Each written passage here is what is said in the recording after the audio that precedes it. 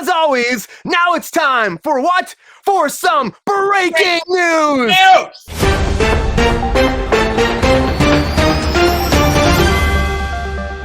All right, everybody, the very first thing I want to dive into is Renfield. So Renfield with Nic Cage is coming to Peacock. That's right, it's coming to Peacock finally. It didn't do that. It didn't come to the cock. It's coming to the cock. But it didn't do as well as you'd think this would have done. I mean, $65 million budget on this, right? It only made $25 million worldwide. $25 million. Big problems. It's not good. It's not good. Chris McKay, who directed this, expected so much more. You have Awkwafina, Nic Cage, Nicholas Hoult. And honestly, I saw this, we watched it like on demand, and it was pretty fucking great. It was a great movie. Like, it was a lot of fun. Nic Cage was awesome. It was just good. He's a great Dracula because he plays Dracula, in case you didn't know. Because the whole premise is like he's Dracula and Nicholas Holt's his friendly or his manservant that's getting him in blood and saving his life and stuff. With his manservant familiar, and he's hooking him up with blood. He's gaining up. He just wanted some. Well, in the movie, he just like I want some nuns, or I want a bus full of cheerleaders. That's all I want. And he got what he wanted. But it's coming to the cock finally, so it's coming pretty quick.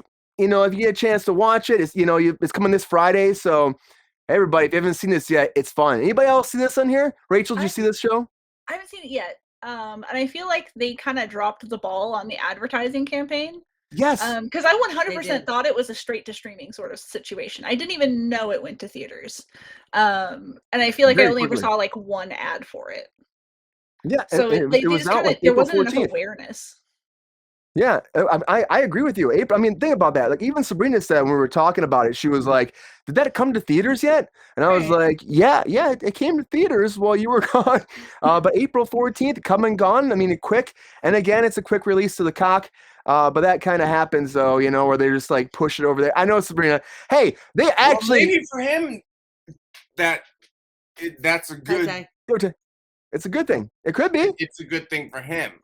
Maybe they're going to make some money off it being on, streaming and being digital, because they're going to have the digital releases too. They'll be able to make money that way. People are buying the digital, or if there is physical media out there, some people will still be buying that. But for the most part, people just stream it now. Or, some people have their digital libraries, but it's not as big as you would think. But it hopefully will recoup some of the expenses, because this movie is fun. It's a fun movie. Nic Cage is awesome as Dracula. I'll just say it. He's fucking great. We had this conversation was a week or two ago about how Nic Cage is always the same. He's not.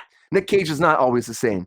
I'll just say that. He's not always the same. He's not. We watched The Unbearable Weight of Incredible Talent not too long ago. I think a week ago, last Sunday we watched it, and it was so good. So fun, but that's him playing himself. And I kind of wish this movie came out before that, because it would have been kind of fun to put some like Easter eggs from this and that too, because Nic Cage, oh my God, Nic Cage is getting it. Friend of the show. Nic Cage is a friend of the fucking show.